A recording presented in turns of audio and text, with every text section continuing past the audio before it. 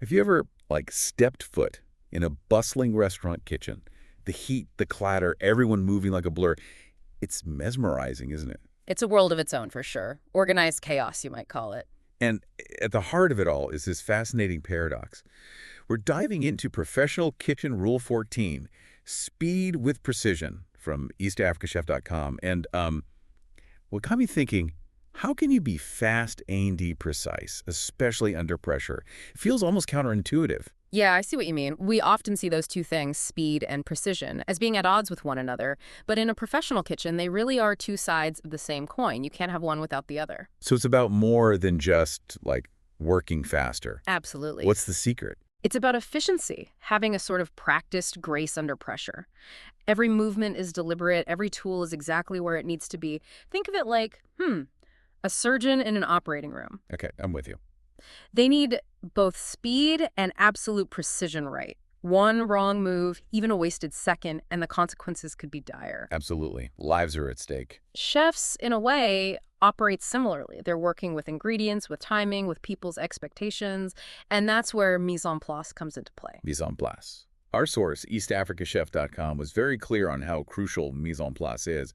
But honestly, at first, I didn't fully grasp why it's such a game changer when, let's say, you've got a whole restaurant's worth of orders coming in hot. Well, picture this. You're in the weeds during a dinner rush, tickets piling up.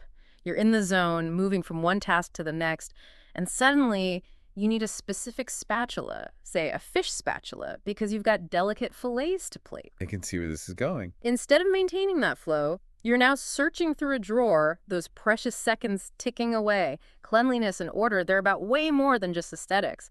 It actually lessens a chef's cognitive load. Oh, interesting. That split-second wasted searching, it's mental energy that could have been spent elsewhere, plating, seasoning, making sure each dish meets the standard. Wow. So mise en place is about minimizing mental clutter just as much as physical clutter. Precisely. And it gets even, well, I guess you could say almost obsessive in some of those top-tier kitchens. I'm talking meticulously labeled spice jars, ingredients portioned out in exact quantities.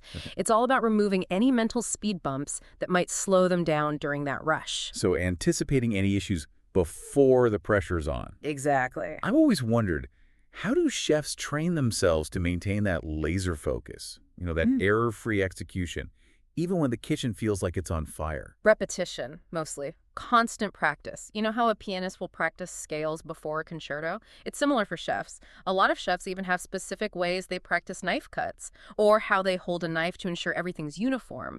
Speed and precision become second nature. It's like muscle memory. Muscle memory. Yeah. It makes sense that that's what allows them to react so instinctively, even in the chaotic environment. This whole idea, though, this speed with precision thing, it really does make you think. This isn't something that's only applicable in a kitchen, right? Oh, for sure not. It makes me think about how I approach, my workspace, my morning routine. We can all benefit from applying this sort of thinking, I think. I totally agree. It's about working smarter, not harder, in all parts of life.